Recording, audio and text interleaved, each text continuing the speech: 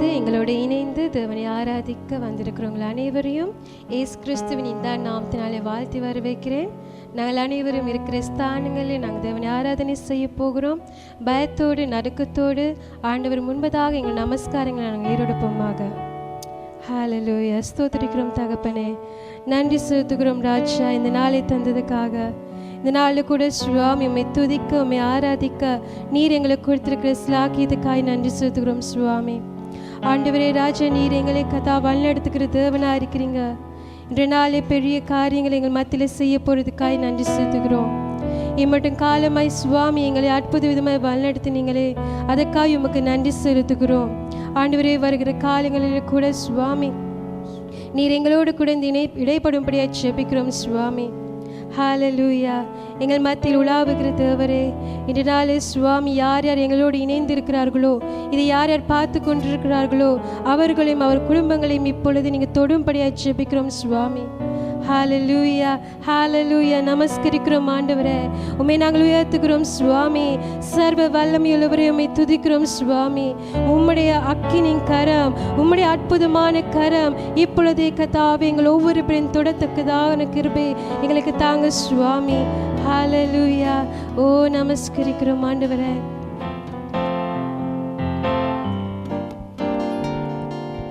தகப்பனே, தகப்பனே, தகப்பனே, நல்ல தகப்பனே, என்னை தாங்கிடும் நல்ல தகப்பனே, என்னை தாங்கிடும் நல்ல தகப்பனே, தகப்பனே, தகப்பனே, நல்ல தகப்பனே, தகப்பனே, நல்ல தகப்பனே, என்னை தாங்கிடும் நல்ல தகப்பனே, என்னை தாங்கிடும் நல்ல தகப்பனே.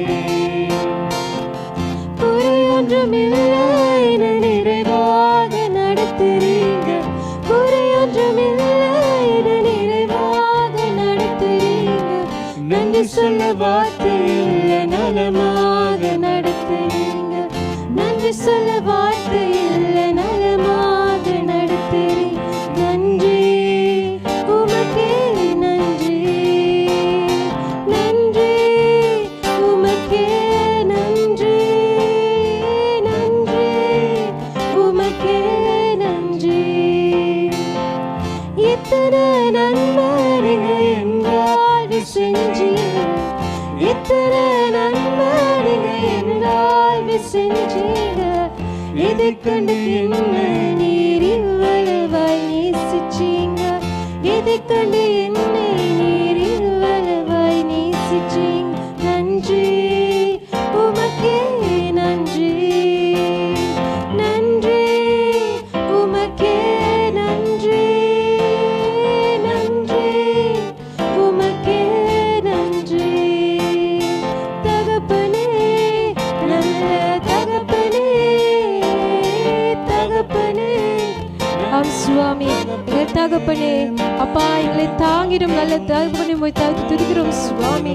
அப்பா நீர் எங்களோடு கூட இருப்பதால் எங்களுக்கு ஒரு குறையும் இல்லை சுவாமி. அதற்காக உமக்கு நன்றி செலுத்துகிறோம். ஹல்லேலூயா. நன்றி சுவாமி. தெய்வீகமான தேவரே, உமக்கு நன்றி செலுத்துகிறோம் சுவாமி. ஓ நன்றி செலுத்துகிறோம். எங்கள் முழு இருதயத்தோடுமை நாங்கள் நன்றி செலுத்துகிறோம் சுவாமி. எங்களை தாங்குறபடியால், எங்களை வழிநடத்துகிறபடியால் உமக்கு நன்றி செலுத்துகிறோம் சுவாமி.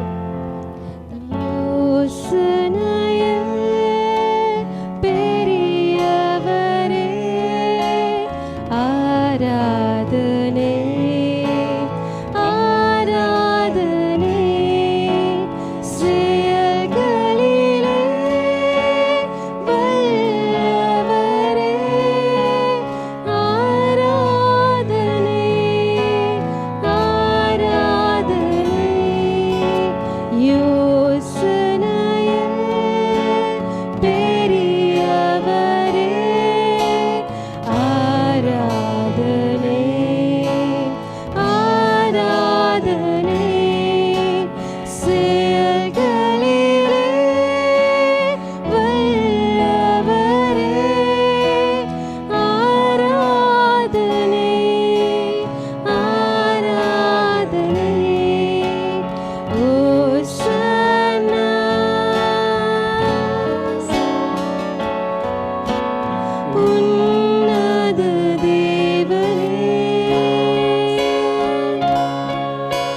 Hosanna, Hosanna, Hosanna. கண்மணி போல் காப்பவரே, ஆராதனை ஆராதனை. கழுகு போல சுமப்பவரே, ஆராதனை ஆராதனை.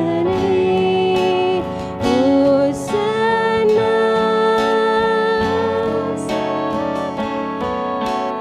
உன்னத தேவனே, ஓசன்னா ஓசன்னா ஓசன்னா. சிலுவையினால் மீட்டவரே, ஆராதனை ஆராதனை. சிறகுகளால் மூடுபவரே, ஆராதனை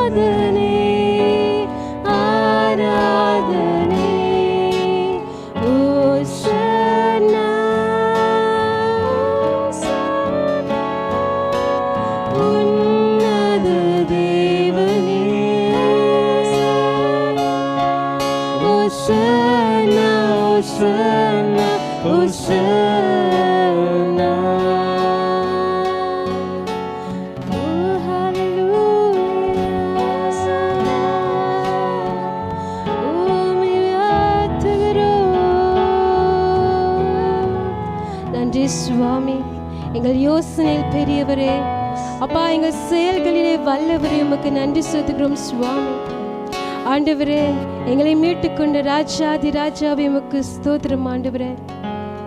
எங்களை இம்மட்டுமாய் கண்மணி போல பாதுகாத்தவரே, உமக்கு நன்றி சுவாமி. உம்முடைய சிறகுகளால் எங்களை மூடிக்கொண்டது தாய், நன்றி செலுத்துகிறோம் சுவாமி. அப்பா, தாய்க்கு மேலாக தந்தைக்கு மேலாக எங்கள் மேல் அக்கறை உள்ளவரே, உம்மை நாங்கள் நன்றி செலுத்துகிறோம் சுவாமி. பிதாவே, உமக்கு நன்றி.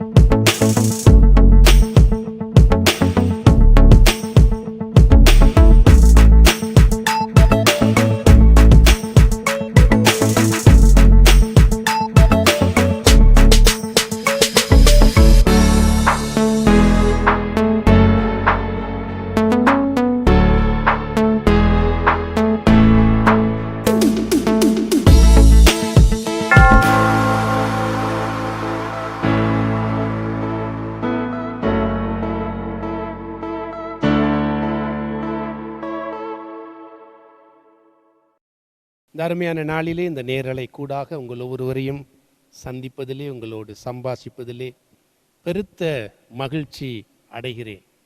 கர்த்தர் தாமே இந்த நாளிலே உங்கள் ஒவ்வொருவரையும் ஆசீர்வதிப்பாராக. இன்றைய நாளில் நாங்கள் சம்பாஷிக்க போகிற காரியம் இது ஒவ்வொரு மனுஷனுக்கும் மிக மிக அவசியமான ஒரு பண்பு. அதுதான் மன்னிப்பு. இது சாதாரணமாக எல்லா மதத்தினராலும் எல்லா மனுஷராலும் பேசப்படுகிற, விரும்பப்படுகிற, எதிர்பார்க்கப்படுகிற காரியமாக இருக்கிறது. எங்கள் வாழ்க்கையிலே நாங்கள் மன்னிப்பை கொடுக்கவும் மன்னிப்பை பெற்றுக்கொள்ளவும், அதே போல என் வாழ்க்கையை மன்னிப்பை அனுபவிக்கிறவர்களாக வாழவும் வேண்டியவர்களாக இருக்கிறோம். இந்த உலகத்தில் உத்தமர்கள் என்று யாருமே கிடையாது. எங்கள் எல்லாருடைய வாழ்க்கையிலுமே அநேக குறைபாடுகள், தப்பிதங்கள், தவறுகள் நடப்பது சகஜம். ஆகவே நாங்கள் இந்த மன்னிக்கும் மனசு எங்கள் ஒவ்வொருவருக்குள்ளேயும் எப்பொழுதும் நாங்கள் அதை கடைப்பிடித்து அல்லது அதை காப்பாற்றி அந்த மனசிலே நாங்கள் வாழ கற்றுக்கொள்ள வேண்டும். இயேசு கிறிஸ்து தம்முடைய மலை பிரசங்கத்திலேயும் தேவ ராஜ்யத்தின் கலாச்சாரம் என்பது ஒரு மன்னிக்கிற வாழ்க்கை என்பதையும் அதிலே அவர் கற்றுக் கொடுத்தார். இன்றைக்கு நாங்கள் ஆதியாகம புஸ்தகத்திலே 45ஆம் அதிகாரம் 5ஆம் வசனத்தில் உள்ள அந்த வசனத்தை நாங்கள் ஆதாரமாக வைத்து யோசேப்புடைய வாழ்க்கை சரித்திரத்திலிருந்து நாங்கள் மன்னிப்பை குறித்து நாங்கள் கற்றுக்கொள்ளுவோம். ஆதியாகமம் 45ஆம் அதிகாரம் 5ஆம் வசனம் சொல்லுகிறது, என்னை இவ்விடத்தில் வரும்படி விற்று போட்டதினால் நீங்கள் சஞ்சலப்பட வேண்டாம், அது உங்களுக்கு விசனமாயிருக்கவும் வேண்டாம். ஜீவ இரட்சணை செய்யும் படிக்கு தேவன் என்னை உங்களுக்கு முன்னே அனுப்பினார். இந்த வசன வார்த்தையானது தன்னை வெறுத்து, தன்னை புறக்கணித்து, தன்னை வேதனைப்படுத்திய தன்னுடைய சொந்த சகோதரர்கள் அநேக வருஷங்களுக்கு பிற்பாடு தன்னிடத்தில் வந்த பொழுது அவர்களுக்கு யோசேப்பு பட்சமாக பேசி கூறிய அருமையான வார்த்தைகள். இந்த சம்பவத்துடைய பின்னணியை நாங்கள் கொஞ்சம் பார்ப்போமா இருந்தால், நாங்கள் யோசேப்பு தன்னுடைய தகப்பனாகிய யாக்கோபுக்கு ஒரு ஒரு அன்பான ஒரு பிள்ளையாக இருந்தான். சிறு வயதிலிருந்தே அநேக சொப்பனங்களை கண்டு அதை மற்றவர்களோடு கூட பகிர்ந்து கொள்ளுகிறவனாக இருந்தான். அது மாத்திரமல்ல, தன்னுடைய சகோதரர்கள் செய்கிற சில தப்பான துன்மார்க்கமான காரியங்களை தன் தகப்பனுக்கு அவன் சொல்லி வருகிற ஒரு தகப்பனுக்கு உண்மையான ஒரு பிள்ளையாகவும் இருந்தான். இது எல்லாத்துக்கும் மேலாக தன் தகப்பனிடத்திலிருந்து அல்லது தன்னுடைய பாட்டனாரிடமிருந்து கற்றுக்கொண்ட ஒரு தேவ பயம், கடவுளுக்கு பயப்படுகிற பயம் அவனுக்குள்ளாக இருந்தது. இப்படி இருக்கையிலே இவன் ஒரு நாள் தகப்பனுடைய அறிவுரைக்கு இணங்க தன் சகோதரர்மார்களை வனாந்தரத்திலே சந்திக்க போகிறான். அங்கே இவனை பகைத்து வெறுத்த சகோதரர்மார் அவனை பிடித்து அவன் வஸ்திரங்களை கலட்டி அவனை ஒரு குழிக்குள்ளே தள்ளினார்கள். அவனுடைய நிலைமை யோசிச்சு பாருங்க. அவன் எவ்வளவாய் ஒருவேளை கதறி அழுதிருப்பான். அவனுடைய வஸ்திரத்தை அவர்கள் கிழித்து அதிலே ஒரு மிருகத்தின், ஒரு ஆட்டின் இரத்தத்தை பூசி தன் தகப்பனுக்கு யோசேப்பு மரித்து போனான் என்று சொல்லத்தக்கதாக அதை ஆயத்தம் செய்தார்கள். மீண்டும் அந்த குழியிலிருந்த சகோதரர்களை ஒருவன் ரகசியமாக அவனை வெளியே எடுத்து அங்கே கடந்து செல்லுகிற எகிப்துக்கு போகிற சில வியாபாரிகளிடத்திலே அவனை விற்று போட்டான்.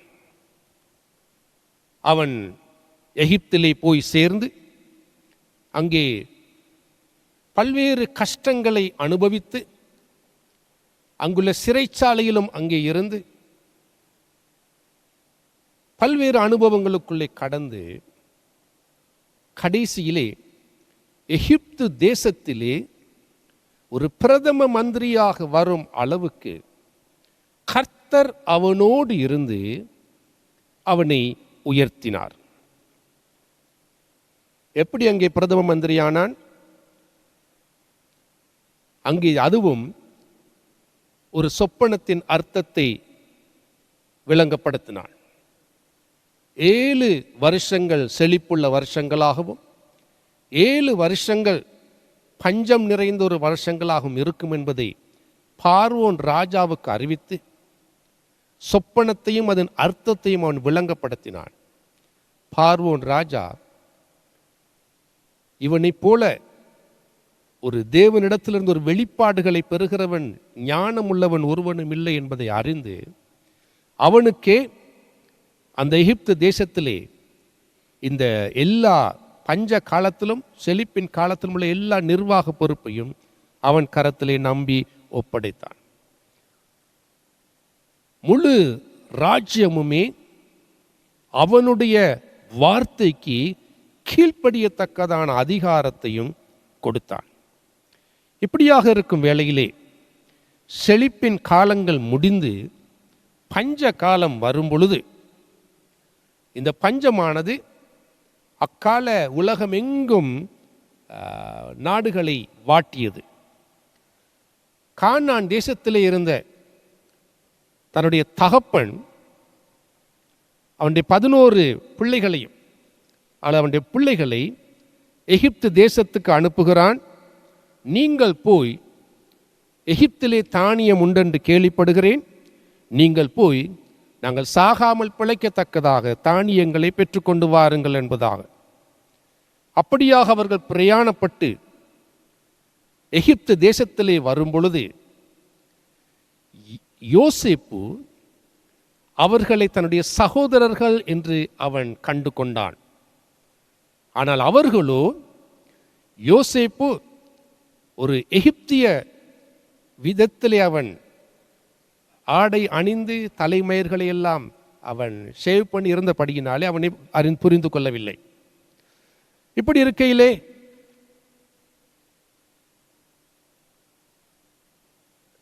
சற்று அசௌகரியங்களை யோசேப்பு அவர்களுக்கு ஏற்படுத்தினான். கடைசியிலே அவனுடைய மனசு பொறுக்கவில்லை. அவன் நான் தான் நீங்கள் என்னை குழியிலிருந்து எடுத்து விற்று போட்ட யோசேப்பு என்பதாக தன்னை அறிமுகப்படுத்தினான். அப்படி அறிமுகப்படுத்தி அவன் பேசிய வார்த்தை தான் நாங்கள் வாசித்த வார்த்தை. என்னை இவ்விடத்தில் வரும்படி விற்று போட்டதினால் நீங்கள் சஞ்சலப்பட வேண்டாம், அது உங்களுக்கு விசனமாகவும் இருக்க வேண்டாம். ஜீவ ரட்சிப்பு செய்யும்படி தேவன் என்னை உங்களுக்கு முன்னே அனுப்பினார் என்பதாக கூறுகிறான். இந்த வார்த்தையை நான் கேட்கும் பொழுது எவ்வளவு ஒரு பட்சமான விதத்திலே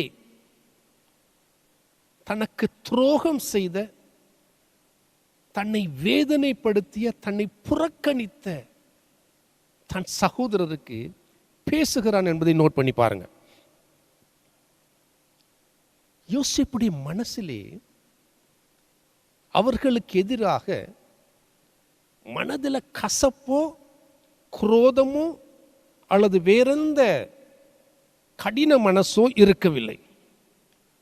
இதற்கான காரணம் என்ன?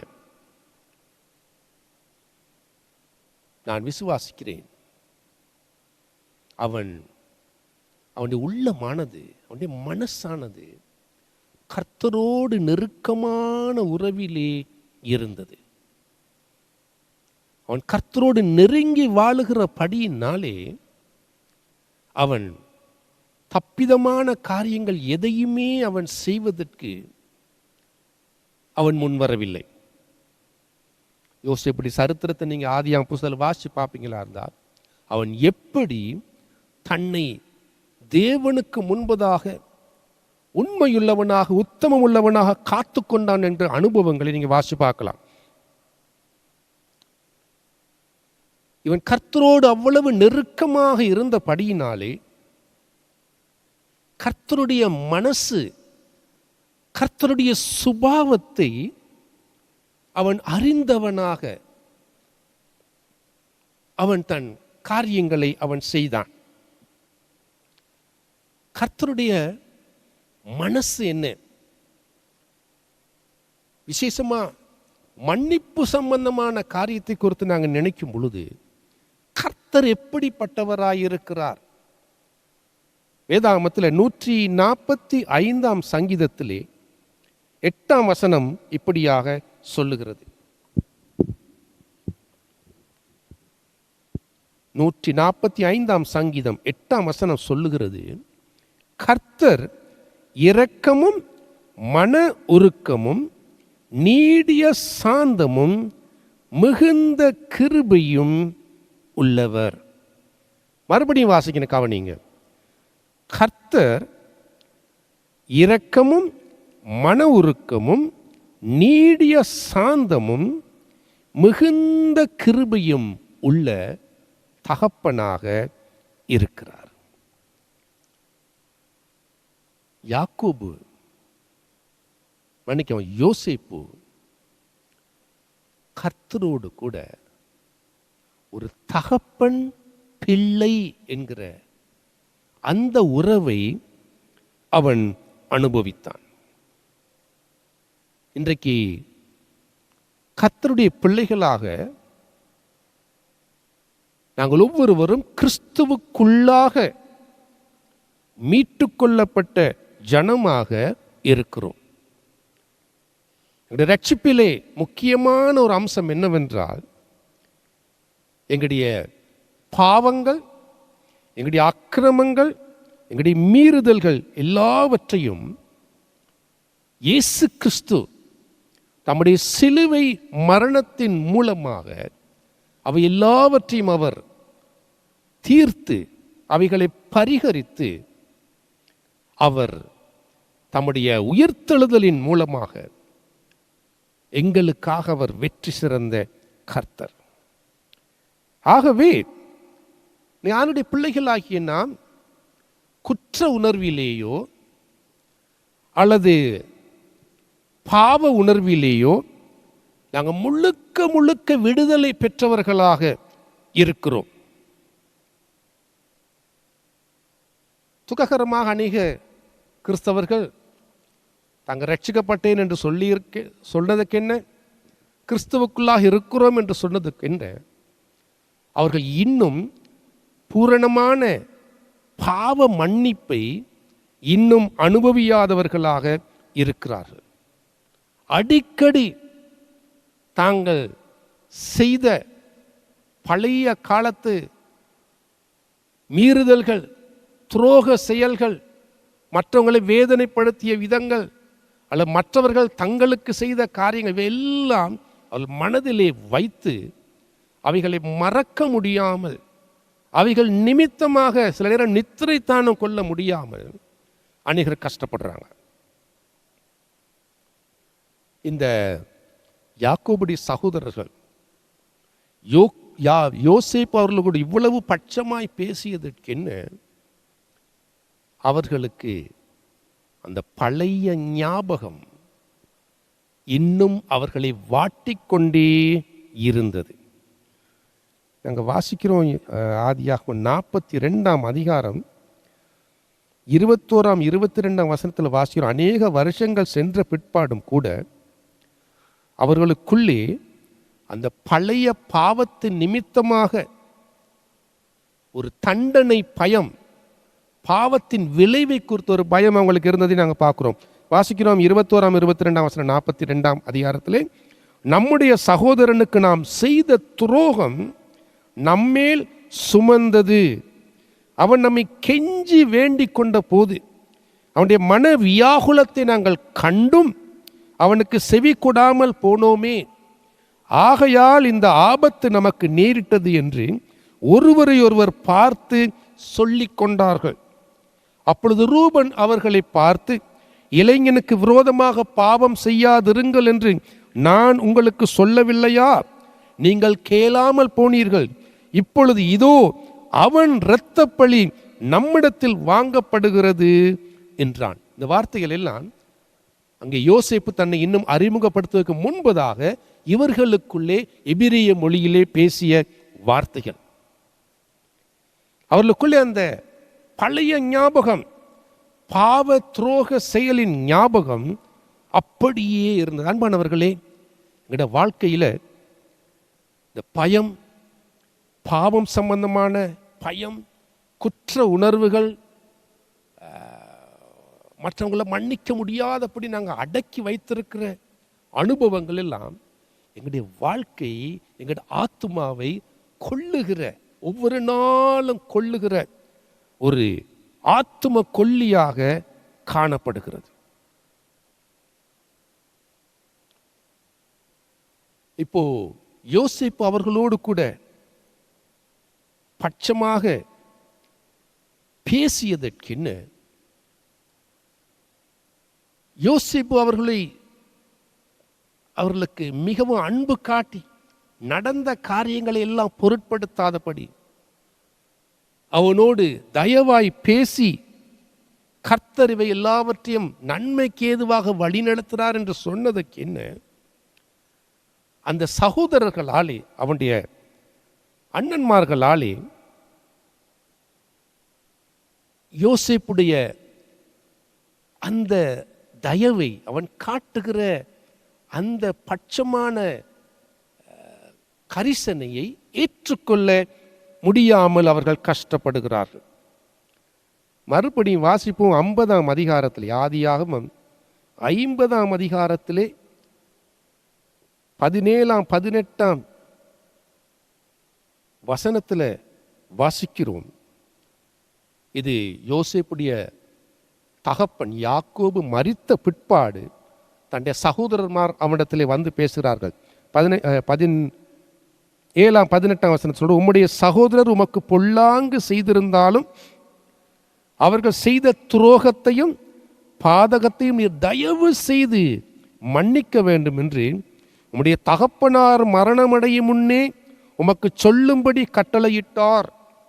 ஆகையால் உம்முடைய தகப்பனாருடைய தேவனுக்கு ஊழியக்காரராகிய நாங்கள் செய்த துரோகத்தை மன்னிக்க வேண்டும் என்று அவனுக்கு சொல்ல சொன்னார்கள். அவர்கள் அதை யோசேப்புக்கு சொன்ன பொழுது அவன் அழுதான். யோசேப்பு ஏற்கனவே அவர்களை மன்னித்தாயிற்று. ஆனால் இவர்களோ அந்த மன்னிப்பை இன்னும் நம்பி ஏற்றுக்கொள்ளக்கூடாதவர்களாக காணப்பட்டார்கள். மீண்டுமாக இங்கே அவர்கள் தாழ விழுந்து மறுபடியும் மன்னிப்பு கேட்கிறார்கள். காரணம் என்ன? காரணம் என்னவென்றால், அவனுடைய சகோதரர்கள் யோசேப்புடைய மனசை இன்னும் சரியாக புரிந்து கொள்ளவில்லை. யோசேப்புடைய மனசை அறியாவிட்டால் அவன் மேல நம்பிக்கை வராது. அன்பானவர்களே, இந்த யோசேப்பை போல புதிய ஏற்பாட்டிலே நம்முடைய இரட்சகராகிய இயேசு கிறிஸ்து எங்களுக்காக அவர் எங்களுடைய பாவங்கள் எல்லாவற்றையும் மன்னித்து ஏற்றுக்கொள்ளுகிற ஒரு மன்னிக்கிற மனசுள்ள ஒரு தயவுள்ள ஆண்டவராக, எங்கள் இரட்சகராக அவர் இருக்கிறார். கிறிஸ்தவர்களாக, கர்த்தருடைய பிள்ளைகளாக இந்த இயேசு கிறிஸ்து யார்? அவருடைய மனசு என்ன? அவர் எப்படிப்பட்டவர்? அவர் பாவிகளை எப்படி பார்க்கிறார்? பாவத்தை எப்படி அவர் டீல் பண்ணுகிறார்? அவரை பற்றிய மனசை நாங்கள் நல்லா புரிஞ்சு கொள்வோமா இருந்தா, இன்றைக்கு அவருடைய மன்னிப்பை நாங்கள் அனுபவிப்பது மாத்திரமல்ல, அதன் விளைவாக நாமும் மற்றவர்களை தாராளமாக தினசரியாக மற்றவர்களை மன்னிக்கிற ஒரு மனசிலே வாழ கற்றுக்கொள்ளுவோம். 2 வசனங்களை வாசித்து காட்ட விரும்புகிறேன். ரோமர் 5ஆம் அதிகாரம் 7ஆம் 8ஆம் வசனம் சொல்லுகிறது, நீதிமானுக்காக ஒருவன் மரிக்கிறது அரிது, நல்லவனுக்காக ஒருவேளை ஒருவன் மரிக்க துணிவான். நாம் பாவிகளாயிருக்கையில் கிறிஸ்து நமக்காக மரித்ததினாலே தேவன் நம்மேல் வைத்த தமது அன்பை விளங்க பண்ணினார். நல்லா கவனிங்க இந்த வசனத்தை. நாங்கள் பாவிகளாக தேவனுக்கு முன்பதாக ஒரு அருவருக்கப்படத்தக்கதான, எடுப்பதற்கு ஒன்றுமே இல்லாத, தகுதி இல்லாதவர்களாக நாங்கள் இருந்த போதிலும் தேவன் நம்மேல் வைத்த அன்பினாலே அவர் தம்முடைய குமாரனாகிய இயேசுவை எங்களுக்காக மரிக்கும்படியாக, எங்களுடைய பாவங்களுக்காக அவர் பிராயச்சித்தம் செய்யும்படியாக அவரை அனுப்பினார். இன்னொரு வசனத்தை வாசித்து காட்ட விரும்புகிறேன். எபேசியர் 1ஆம் அதிகாரம் 7ஆம் வசனம்.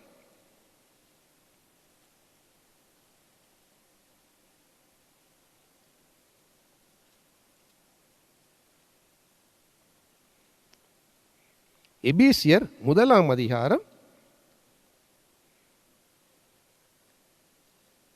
7ஆம் வசனம் சொல்லுகிறது, அவருடைய கிருபையின் ஐஸ்வரியத்தின் படியே இவருடைய இரத்தத்தினாலே பாவ மன்னிப்பாகிய மீட்பு இவருக்குள் நமக்கு உண்டாயிருக்கிறது. நல்லா புரிஞ்சு கொள்ள வேணும். கடவுளுடைய கிருபையின் ஐஸ்வரியத்தினாலே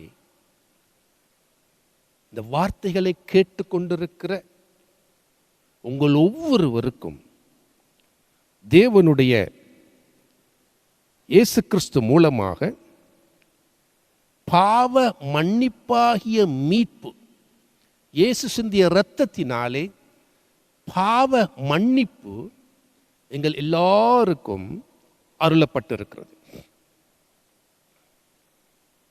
ஆகவே நாங்கள் இயேசுவை புரிந்து கொள்ளுவோம் என்றால்,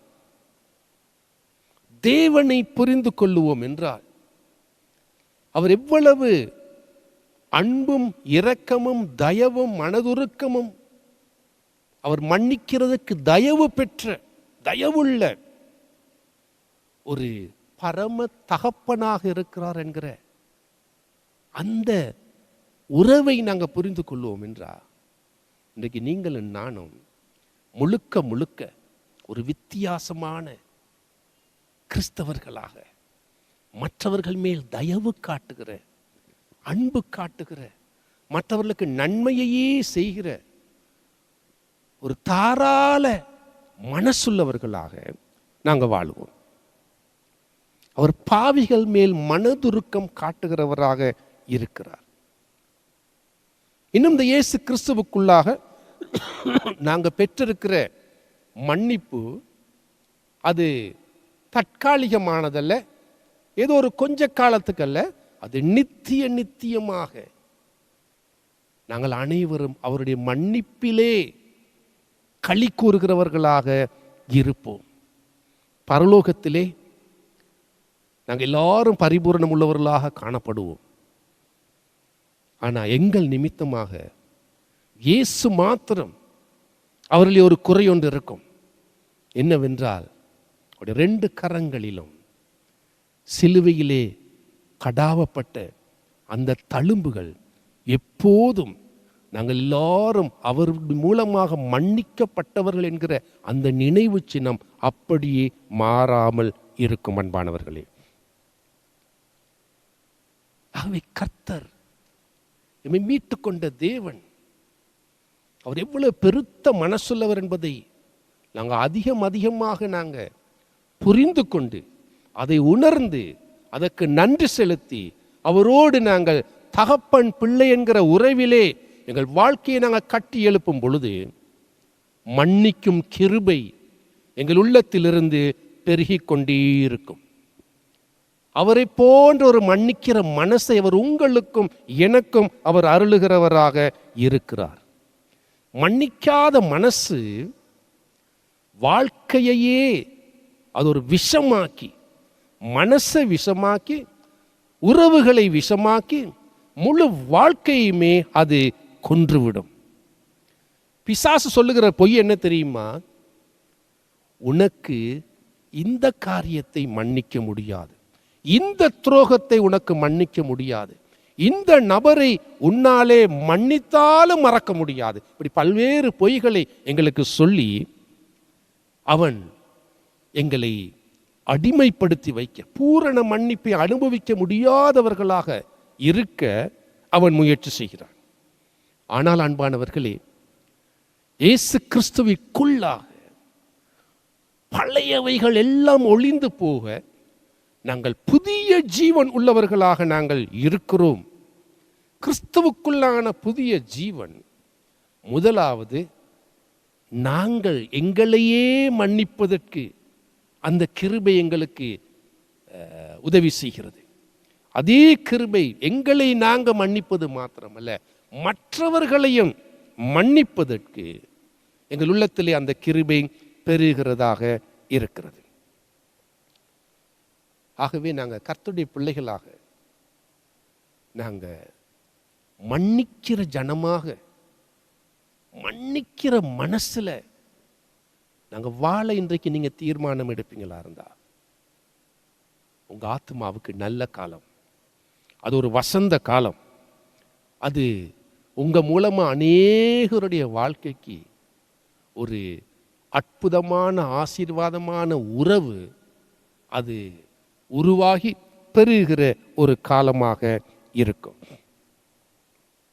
நாங்க மன்னிக்கிற ஒரு வாழ்க்கை வாழும் பொழுது நாங்க பூரண சற்குணராகிய பரம பிதாவுடைய புத்திரர்களாக ஒரு விசேஷித்த ஒரு ஜனமாக இந்த உலகத்திலே அவருடைய அன்பையும் அவருடைய கிருபையையும் உலகத்தாருக்கு வெளிப்படுத்தி காட்டுகிற மக்களாக நாங்கள் வாழுவோம். இந்த உலகத்தின் வர்ணத்தை மாற்ற வேண்டும் என்றால் கர்த்தருடைய ஜனமாகிய நாம் பற்றிக்கொள்ள வேண்டிய ஒரு முக்கியமான ஒரு காரியம் மன்னிக்கும் மனசு. இது கர்த்தர் எங்களுக்கு அருளுகிறார். மனுஷிக பிரார்த்தனை எங்களால் மன்னிக்க முடியாது. எங்க மனசு அவ்வளவு கெட்டு போயிருக்கு. சொந்த முயற்சியிலே, மாம்ச முயற்சியிலே நாங்கள் மன்னிப்பிலே வாழ முடியாது என்பதை நாங்கள் ஒத்துக்கொள்ள வேண்டும். இயேசு சிலுவையிலே மரிக்கும் பொழுது அவருடைய மன்றாடல் உங்களுக்கு ஞாபகம் இருக்கும். மன்னிப்பதன் அடிப்படை என்னவென்றால், பிதாவே தாங்கள் செய்கிறது இன்னதென்று அவர்கள் அறியாமல் இருக்கிறார்களே, இவர்களை மன்னியும் என்பதாக இயேசு ஜெபித்தார். இன்றைக்கு நாங்களும் எங்களுக்கு கஷ்டம் கொடுக்கிறவர்கள், எங்களை துன்புறுத்துகிறவர்கள், எங்களை அவமதித்து இழிவுபடுத்தி பேசுகிறவர்கள், எங்களை வேதனைப்படுத்துகிறவர்கள், எங்களை அசட்டை செய்கிறவர்கள், எங்களை மதிக்காதவர்கள், அவங்களுக்கு எங்கள் மனசு என்ன சொல்லணும்? ஆண்டவரே, இவங்க என்ன செய்கிறாங்கன்னு அவங்களுக்கே தெரியலப்பா, அவங்கள மன்னிங்க, நானும் அவங்கள மன்னிக்கிறேன்னு சொல்லிட்டு நாங்கள் ஒரு மன்னிக்கிற மனசை விருத்தி செய்து ஒவ்வொரு நாள் அப்படி வாழுங்க பார்ப்போம். உங்களுடைய எந்த விதமான உறவுகளிலும், குடும்ப உறவுகள், தம்பதிகளுடைய உறவுகள், அல்லது சிநேகிதர்களோடு கூட உறவுகள், உங்களுடைய சகோதர சகோதரிகளோடு கூட இருக்கிற உறவுகள், உறவினர்கள் மத்தியில் இருக்கிற எல்லா வகையான உறவுகளிலும் நீங்க ஒரு வித்தியாசமான அன்பு செலுத்துகிற, மன்னிக்கிற, தயவிலே பெறுகிற ஒரு நபராக நீங்க வாழுவீங்க. கிறிஸ்தவ சமயம் அது சில நேரம் சத்துருக்களை மன்னிக்கிறதுக்கு தானும் அவங்க தீர்மானம் எடுப்பாங்க. ஆனால் இன்னைக்கு அநேக கிறிஸ்தவர்கள் தங்களுடைய சொந்த உறவிலே இருக்கிறவர்களை மன்னிக்க கஷ்டப்படுறாங்க. வெளியே இருக்கிறவங்களை மன்னிக்கிறது லேசு, குடும்பத்துக்குள்ள இருக்கிறவர்களை மன்னிக்கிறது கஷ்டம். கர்த்தருடைய விசேஷ கிருபை எங்களுக்கு அவசியம்.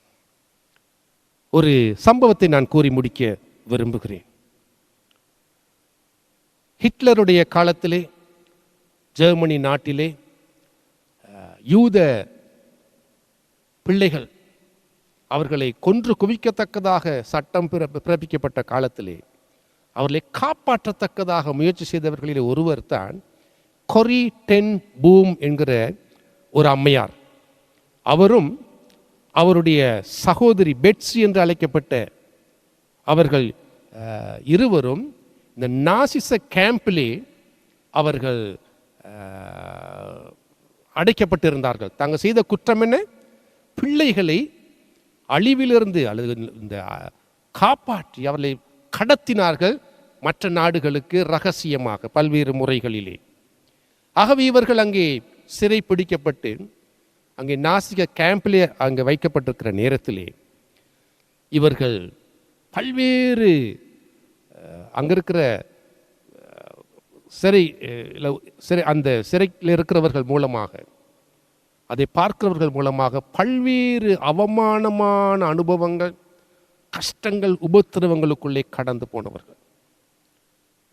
தன்னுடைய சொந்த சகோதரி அங்கே ஒழுங்காக சாப்பாடு தானும் இல்லாமல் எலும்பும் தோளுமாக இருந்து அங்கே நிர்வாணமாக்கப்பட்டு தன் கண்களுக்கு முன்பதாக கடத்தி கொண்டு போனதை கண்ட ஒரு பெண் தான் கொரி டென் பூம். தன்னுடைய சகோதரி அவ்வளவாக அவமானப்படுத்தி பிற்பாடு அவளை கொன்று போட்டார்கள். இப்போ அவர் கொஞ்ச காலத்தில் எப்படியோ அந்த கேம்பிலிருந்து அவர் விடுதலையாகி அவர் அமெரிக்காவுக்கு போனார். போய் சற்று காலம் அங்கே இருந்து மெய்யாகவே அவர் கர்த்தரோடு கர்த்தரை இன்னும் அதிகமாக அறிந்து அங்கே ஊழியம் செய்து மீண்டுமாக அவர் அந்த ஜெர்மன் தேசத்திலே அந்த உலக மகா யுத்தத்திலே தோற்று போன பிற்பாடு அவர் மீண்டும் நெதர்லாந்துக்கு வந்து ஜெர்மன் நாட்டிலே போய் அவர்களுக்கு மன்னிப்பை குறித்து பிரசங்கம் செய்யத்தக்கதாக போனார்கள். அங்கே ஆலயத்திலே ஒரு ஆலயத்திலே அவர்கள் போய் பிரசங்கம் பண்ணும் நேரத்திலே அங்கே அவர்கள் தீர்மானித்தால் மன்னிப்பை, காரணம் அந்த நாட்டிலே அவர்கள் தோல்வியுற்ற நேரத்திலே அவர்கள் செய்த துரோகமான காரியங்களுக்கு தேசத்துக்கு மன்னிப்பு அவசியம் என்று சொல்லி மன்னிப்பை பிரசங்கித்தார். அந்த ஆலயத்திலே ஒரு மனிதன் இருந்தான், மிகவும் வாட்ட சாட்டமான ஒருவன், ஒரு சாம்பல் நிற கோட்டு போட்டு கொண்ட ஒரு மனுஷன். கொரி டென் பூம் அவனை கண்ட மாத்திரத்திலே இவன் அந்த கேம்பிலே இருந்த ஒரு காட் என்பதை கண்டு கொண்டார். ஆராதனை முடிந்த பாடு ஒவ்வொருவராக அங்கே வெளியேறுகிறார்கள். இது நடந்தது 1947 வருஷத்திலே.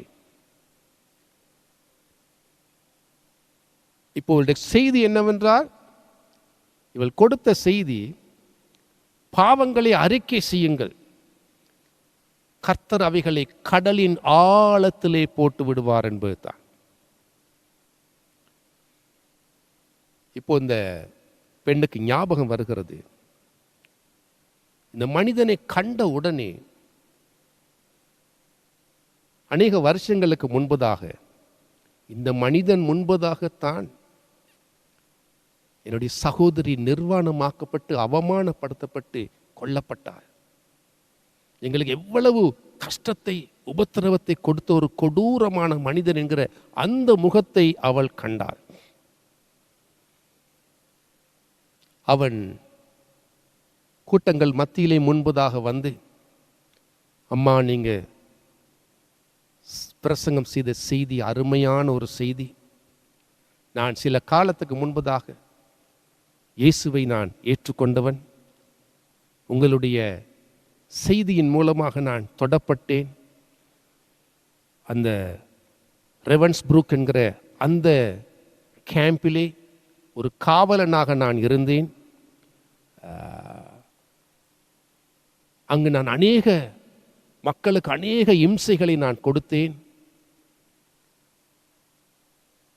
நீங்கள் என்னை மன்னிப்பீர்களா என்பதாக சொல்லி அவன் இந்த அம்மையார் இடத்திலே தன் கையை நீட்டினான். அவன் புரிந்து கொண்டான் இது அங்கே இருந்த கேம்பில் இருந்த ஒரு பெண் என்பதாக. இதை கேட்ட மாத்திரத்திலே இந்த கொரிட்டன் பூமுடைய இரத்தம் எல்லாம் உறைய ஆரம்பித்தது. மன்னிக்க பிரசங்கம் பண்ணுவது லேசு, ஆனால் மன்னிப்பது எவ்வளவு கடினமானது என்பதை அவள் அந்த நேரத்திலே உணர்ந்தாள். அவளுக்கு என்ன செய்வது என்று தெரியாது. கையை நீட்ட கொஞ்சம் தயங்கிக் கொண்டிருந்தாள். அந்த நேரத்திலே தனக்குள்ளாக, இயேசுவே எனக்கு உதவி செய்யும் என்பதாக சொல்லி அவள் மன்றாடினாள். சற்று நேரத்திலே கர்த்தர் அவளோடு கூட பேசினார். நீ ஒரு தீர்மானத்தோடு நீ மன்னிப்பு கொடு என்பதாக சொல்லி அவள் தன் கையை சற்று தயக்கத்தோடு கூட நீட்டி அந்த அவனுடைய கைக்கு கொடுத்தாள். இருவருடைய கையும் ஒருவரை ஒருவர் தொட்ட பொழுது தேவனுடைய அந்த மன்னிக்கும் சுகத்தின் வெப்பம் தனக்குள்ளாக கடந்து செல்லுவதை இந்த ஊழியக்கார பெண் அந்த நேரத்திலே உணர்ந்தாள். அது பிற்பாடு அவள் கூறினாள், முழு மனதோடு உன்னை நான் மன்னிக்கிறேன் என்பதாக. அன்பானவர்களே, அன்றைய நாளிலே கொரிட்டன் பூமுக்குள்ளே ஒரு பெரிதான ஒரு சுகம், ஒரு பெரிதான ஒரு விடுதலையை அவள் அனுபவித்தாள். இன்றைக்கு நாங்கள் எப்பேற்பட்ட கிறிஸ்தவர்களாக இருக்கலாம், ஆனால் நாங்கள் மற்றவர்களை அவர்கள் யாராக இருந்தாலும், என்ன விதத்தில் எங்களுக்கு துரோகம் செய்திருந்தாலும், எப்பேற்பட்ட விதத்தில் எங்களை ட்ரீட் பண்ணியிருந்தாலும், மன்னிப்பதற்கு கடினமான காரணங்கள் நிறைய இருந்தாலும் கூட கர்த்தர் நிபந்தனை இல்லாமல் எங்கள் பாவங்களை எல்லாம் மன்னித்து ஏற்றுக்கொண்டது போல, சதா காலத்துக்கும் அவருடைய பிள்ளையாக எங்களை தெரிந்து கொண்டது போல, இன்றைக்கு நாங்களும் மற்றவர்களை மனசார ஏற்றுக்கொண்டு அவர்களை தாராளமாக மன்னித்து அவர்களுக்கு ஆசீர்வதித்து அவர்களுக்கு நன்மை செய்து அவர்கள் மேல் பட்சமாய் வாழ்ந்து அவர்களை நாங்கள் மனம் திறந்து ஆசீர்வதிக்கும் பொழுது ஆண்டவருடைய கிருபை எங்கள் மூலமாக மற்றவர்களுக்கு கடந்து செல்லுவதை நீங்கள் அனுபவிப்பீர்கள். இந்த நேரத்திலே நான் விசுவாசிக்கிறேன், கர்த்தர் உங்கள் ஒவ்வொரு உள்ளங்களிலும் பேசிக்கொண்டிருக்கிறார். உங்களுக்குள்ளே அவருடைய குணமளிக்கும் கிருபை கடந்து செல்லுகிறது. தலைகளை கவிழ்ந்து நாங்கள் ஆண்டவரத்தில் மன்றாடுவோம். கர்த்தர் இந்த நேரத்திலே உங்கள் மனக்கண்களிலே உங்களுடைய யார் யார் உங்களுக்கு விரோதமாய் துரோகம் செய்தவர்கள், உங்களை அசட்டை செய்தவர்கள், உங்களை அவமானப்படுத்தி உங்களை துன்புறுத்தி உங்களை வேதனைப்படுத்திய யார் யார் மனசுக்கு வந்தாலும், எப்பேற்பட்டவர்களாக இருந்தாலும், எவ்வளவு காலத்துக்கு முந்தி நடந்ததாக இருந்தாலும், இந்த நேரத்திலே ஆண்டவர் அதைகள் உங்களுடைய மனசுக்குள்ளே கொண்டு வரும் நேரத்திலே அவை எல்லாவற்றையும் மனசில், ஆண்டவரே மன்னிக்கிறேன், இவை எல்லாவற்றையும் மனசிலிருந்து நான் முழுமையாய் மன்னித்து அவர்களை நான் ஆசீர்வதிக்க என் உள்ளத்தை, எனக்கு பெரிய ஒரு உள்ளத்தை தாங்க சுவாமி என்பதாக கேளுங்க அவரிடத்தில். அருமையின் பிதாவே, இந்த நேரத்திலே இந்த வார்த்தைகளை கேட்டுக்கொண்டிருக்க உடைய எல்லா பிள்ளைகள் மேலும் உம்முடைய கிருபை பரத்திலிருந்து ஊற்றப்படுவதாக, கல்வாரி சிலுவையிலே பாய்ந்து போன அந்த மன்னிப்பின் கிருபை உங்கள் பிள்ளைகளுக்குள்ளே கடந்து வந்து கர்த்தாவே தங்கள் மனசில் எழும்புகிற ஒவ்வொரு நபர்களையும் மனதார மன்னிக்கவும் சுவாமி. அணுத்தின வாழ்க்கையிலும் அணுத்தின துன்பங்கள் தொல்லைகள் மக்கள் மனுஷர் மூலமாக வருகிற எல்லா கஷ்டங்கள் மத்தியிலையும் மனதார மன்னித்து வாழுகிற ஒரு மன்னிக்கும் பெரிய மனசை எல்லாருக்கும் கொடுக்கும்படியாக ஜெபிக்கிறேன் அப்பா. உடைய கிருபையின் கரத்தில் ஒவ்வொருவரையும் மூடி மறைத்து வழி நடத்தும். உடைய கிருபை அனைவரையும் ஆசீர்வதிப்பதாக. உங்கள் பரிசுத்த நாமத்துக்கு எல்லா கணத்தையும் மகிமையும் தருகிறேன் இயேசுவின் வல்ல நாமத்தினாலே. ஆமேன், ஆமேன்.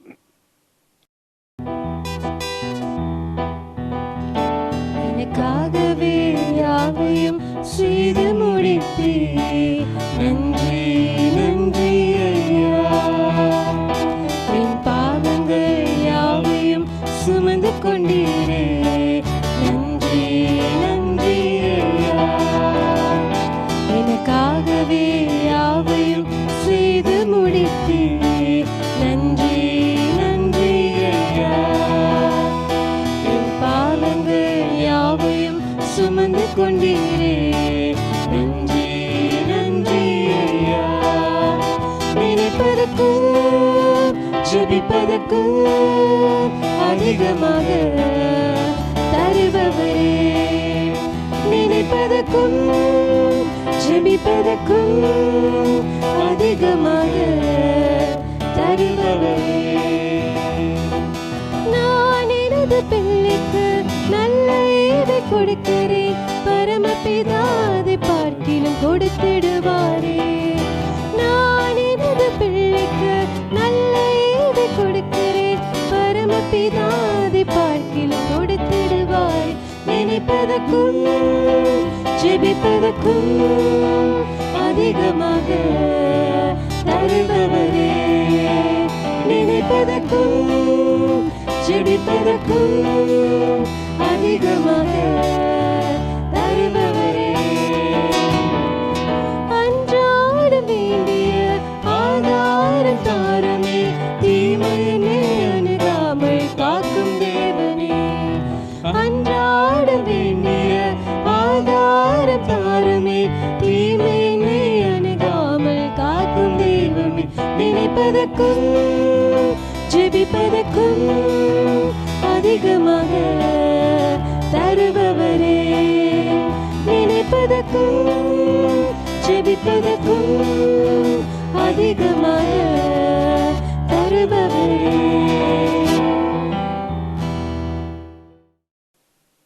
நல்லது, நாங்கள் ஆராதனையை நிறைவு செய்யத்தக்கதாக கர்த்தருடைய ஆசீர்வாதத்துக்காக காத்திருப்போம். வலுவாதபடி நம்மை காக்கவும் தமது மகிமையுள்ள சன்னிதானத்திலே மிகுந்த மகிழ்ச்சியுடனே கூட மாசற்றவர்களாய் நிறுத்தவும் வல்லமையுள்ள தேவனுக்கு இன்றைக்கும் என்றைக்கும் உள்ள சதா காலங்களிலும் எல்லா கணமும் மகிமையும் கீர்த்தியும் புகழும் உண்டாவதாக. ஆமேன், ஆமேன். கர்த்தர் தாமே உங்கள் ஒவ்வொருவரையும் ஆசீர்வதித்து ஒரு மன்னிக்கும் கிருபையினாலே உங்களை நிரப்பி இந்த உலகத்திலே ஒரு ஆசீர்வாதமான ஒரு நபராக உங்களை மாற்றுவாராக. ஆமேன்.